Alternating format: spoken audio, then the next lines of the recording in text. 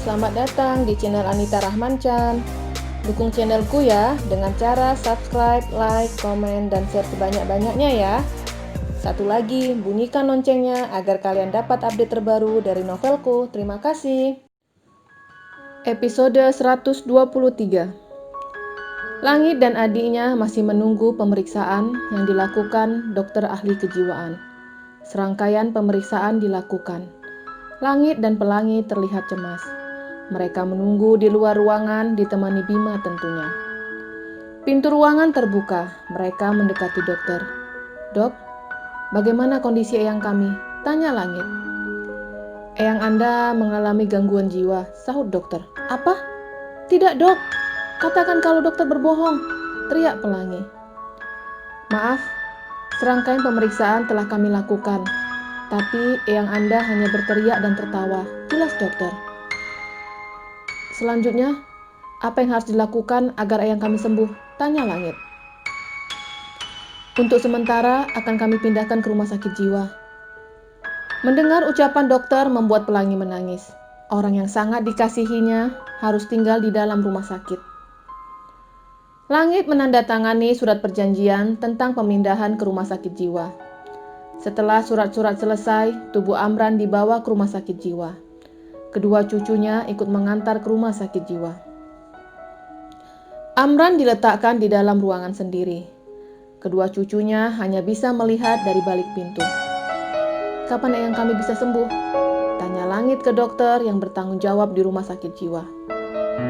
"Saya tidak bisa menjawab kapan bisa sembuh. Jika stres yang dialaminya baru, kemungkinan sembuh cepat. Tapi jika sudah lama..." Dokter mengedikkan bahunya memberi arti belum bisa diprediksikan. Kedua saudara kembar pergi meninggalkan rumah sakit. Pelangi masih enggan untuk pergi. "Pelangi, ayo," ajak Langit. "Tapi eyang..." Dia tidak bisa membayangkan jika eyangnya harus tinggal di kamar yang kecil dan sedikit menyeramkan. Karena banyaknya lorong membuat rumah sakit terlihat menyeramkan. Apalagi suara teriakan dan tangisan dari pasien membuat suasana malam akan terasa menyeramkan di sana. "Mereka akan merawat eyang," sahut Langit. "Bagaimana kalau kita makan?" ajak Bima. Langit melirik adiknya yang sedang merwajah sendu. "Ayo ikut kakak. Ngapain juga kamu di apartemen sendirian?" ajak Langit. Akhirnya ketiganya pergi makan bersama-sama.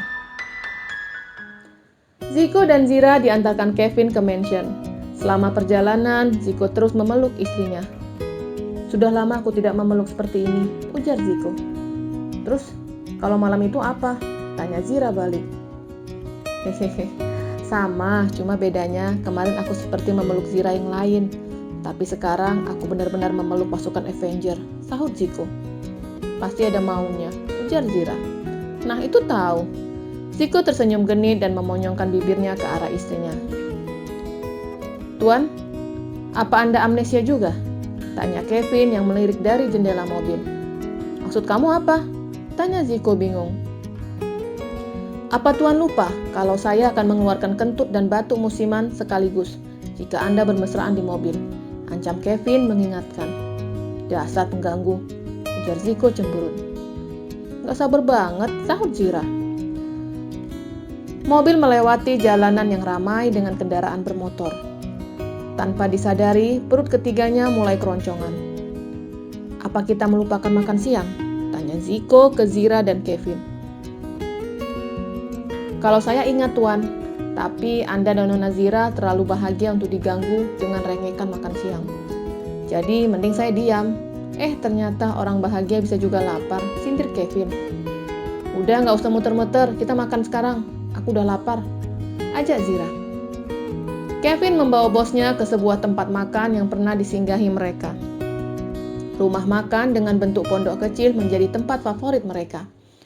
Ketiganya masuk ke dalam rumah makan itu dan di salah satu pondok terlihat Langit dan Pelangi.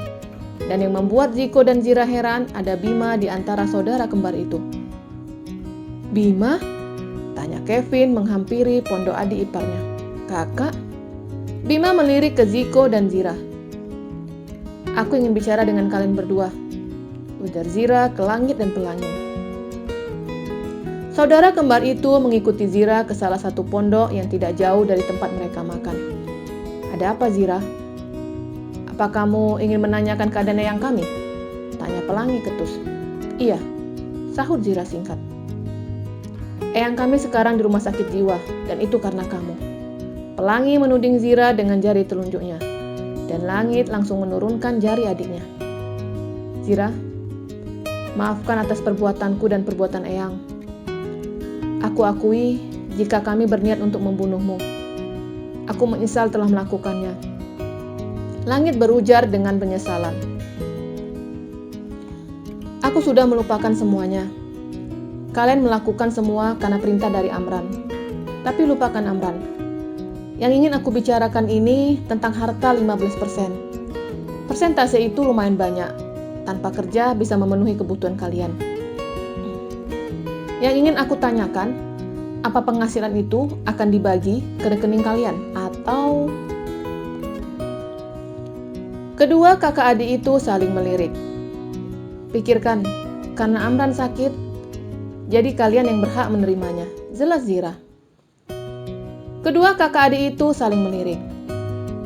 "Aku tidak mau kamu berpikiran kalau aku serakah. Tapi ada baiknya dibagi dua, karena aku butuh modal untuk membuat usaha bersama Bima," jelas Langit ke Zira dan Pelangi. Sebenarnya dia tidak menginginkan uang itu, tapi dengan kekayaan eyangnya akan membantunya dalam membuka usaha baru. "Dan kamu? Untuk apa uang itu?" tanya Zira ke Pelangi. "Aku belum memikirkannya," sahut Pelangi. Setelah selesai membicarakan hal itu, Ziko dan Kevin bergabung bersama Zira dan Langit bergabung bersama Bima. "Apa yang kamu bicarakan dengan mereka?" tanya Ziko penasaran. "Nggak ada," sahut Zira singkat. "Nggak ada bagaimana? Aku lihat mulut kamu bergerak," seru Ziko. "Tuan, mungkin istri Anda sedang baca mantra," timpal Kevin, dan mendapatkan tatapan tajam dari bosnya. "Sayang, jangan merahasiakan sesuatu lagi denganku," ujar Ziko. "Enggak kok, aku hanya membahas hartanya Amran," jelas Zira. "Kenapa dengan hartanya? Apa kedua cucunya kembali memperebutkan harta itu?" tanya Ziko penasaran. "Aduh sayang, mau mereka berebut atau bertengkar bukan urusan kita lagi. Kenapa sekarang kamu seperti emak-emak?" cibir Zira. Ziko tersenyum seraya menggaruk rambutnya.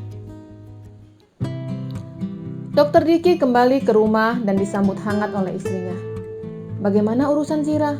tanya Jasmine. "Sudah selesai," sahut suaminya. "Selesai bagaimana maksud kamu?"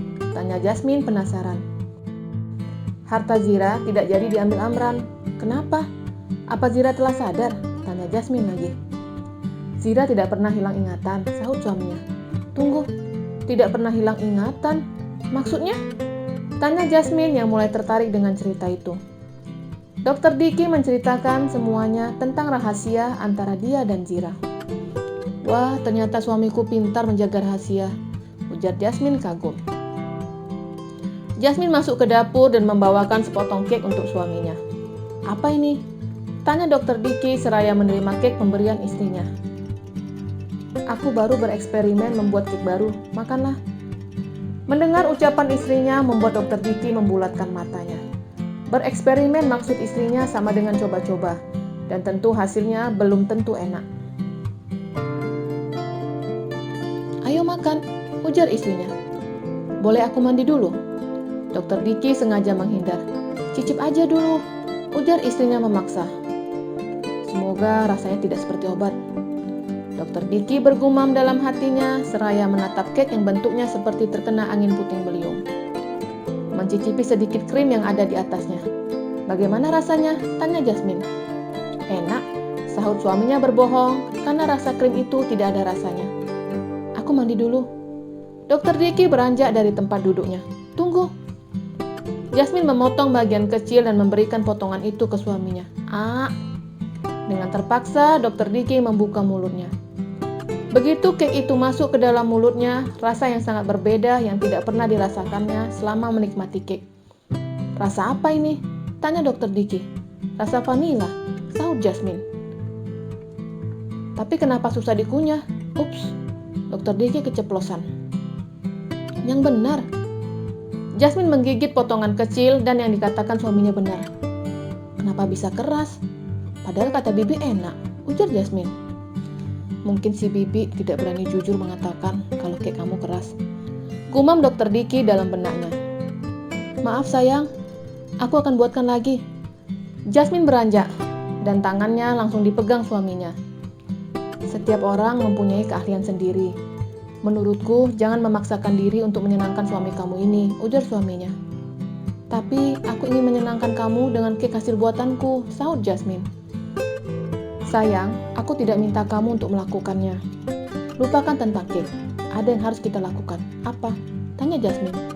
Buat dedek bayi. Jasmine tersenyum.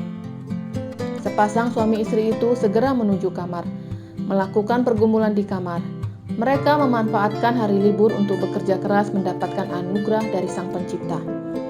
Pergumulan berakhir selama 2 jam. Keduanya merasa puas dapat menyenangkan pasangannya.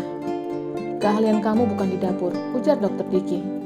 Jasmine langsung merengek dan suaminya langsung memeluk dan memberikan sentuhan lagi untuk istrinya.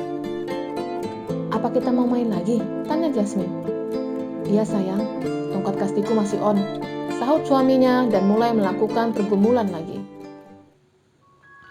Tidak ada sapaan dari mertuanya untuk Menik. Dia telah berusaha menyapa dan bersikap baik, tapi Nyonya Paula bersikap dingin. Tidak ada aturan yang diberikan Nyonya Paula. Tapi Menik sedih karena tidak dianggap ada di dalam rumah itu. Menik menghampiri mertuanya yang sedang menonton televisi. Nonton apa, Ma? Tanya Menik seraya duduk di sebelah wanita parubaya itu. Nyonya Paula berpura-pura tidak mendengar. Dia menyibukkan diri dengan mengganti siaran televisi. Jessie memperhatikan wajah Menik yang murung. Sinetron azab, Kak, sahut Jessie. Oh ya, tentang apa? Tanya Menik. Menantu durhaka, sahut Nyonya Paula jutek. Menik diam kembali, wajahnya kembali murung. Ma, aku minta maaf, ujar Menik pelan. Dan tidak ada sahutan dari mertuanya. Nyonya Paula beranggapan jika suara menantunya hanya angin lalu. Ma, aku minta maaf jika tidak bisa mengikuti semua kemauan Mama, ujar Menik sedih. Nyonya Paula tetap tidak memberikan tanggapan apapun. Jessie merasa kasihan dengan kakak iparnya. Kak, kita main di taman yuk, ajak Jessie. Jessie, pijit kaki Mama. Tita mamanya agar anaknya tidak pergi dengan menantunya.